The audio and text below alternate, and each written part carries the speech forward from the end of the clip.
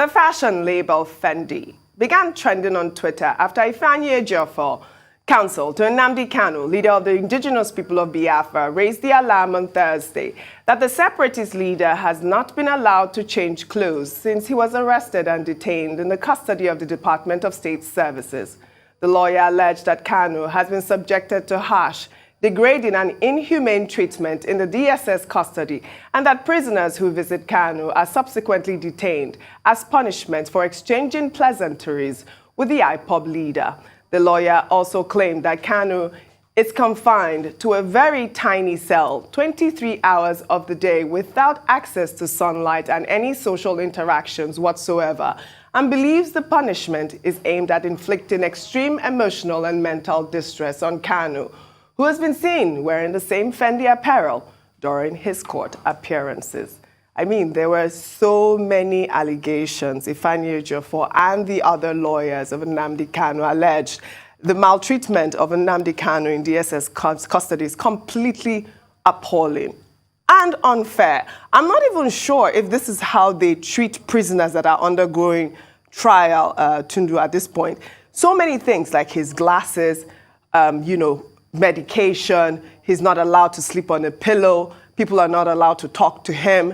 And this outfit, I actually thought that he wanted to just wear it to his court appearance.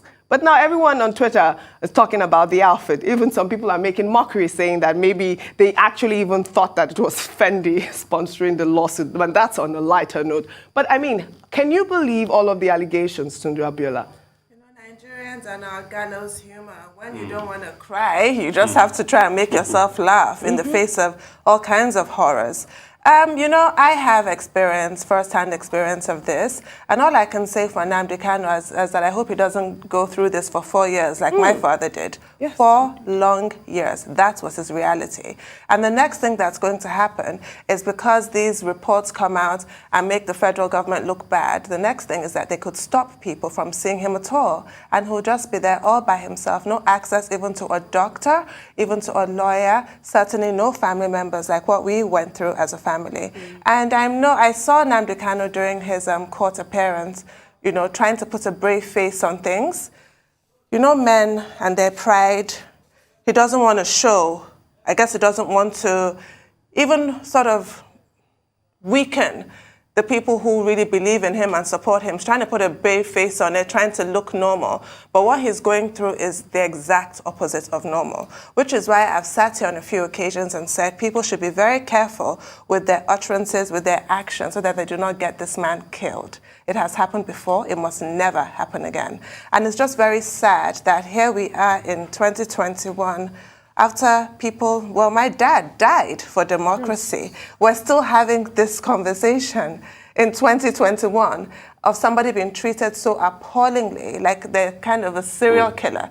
Under what circumstances should somebody be treated like this? I was going to ask. So I'm hoping that the DSS will come out with a statement and completely deny these accusations and prove that the accusations are completely false and that he is being allowed a change of clothes. I mean, really.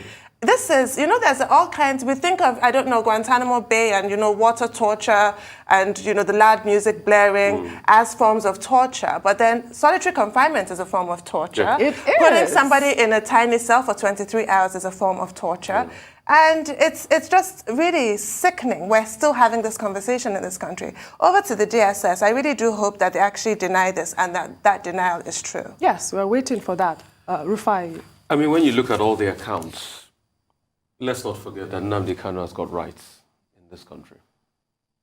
And those rights, please, for the sake of peace in this country, must be enforced. You can't keep a man without change of clothes for how many months now? The times he has appeared in court, keeps wearing one same clothes. Let him get a change of clothes. If he needs to see his doctors, let him see his doctors. If he needs to talk to his lawyers, let him talk to his lawyers. Because it is a gory experience, being in solitary confinement. My first vivid understanding of this was through the works of Wole Soyinka, The Man Died, his prison memoirs. It is not a good place to be at all. Another experience of this was through the works of a day in the life of Denzel Ivanovich. This was another prison account of how gory and debilitating and excruciatingly painful the experience of prison is. The psychological trauma for life is something he'll deal with. People never get out of it. They get panic attacks all their lives. So please, every right possible should be accorded to him. But as I always repeat, how did we get here? We got here because the sufferings of the people were looked away from. We got here because of marginalization. And today, the roster goes on. It is Nnamdi Kanu today, and I ask, who is it tomorrow? At some point, if Isaac Adakaboro was to tell you his experience, he'll say similar things.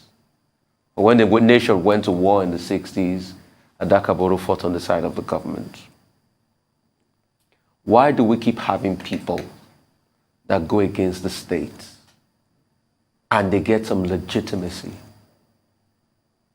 The state has to be fair for all. Absolutely. In all of this, we keep pleading, if possible, the state has to be fair for all. I'm not saying that anything is a utopia, that if the state starts being fair now, we will not have people agitate. But in all of this, if the state is fair, a lot of people will say, yes, there's a level of fairness. But can we truly say over the years, like in the case of Ken Saro-Wiwa and the Ogoni 9, the state was fair?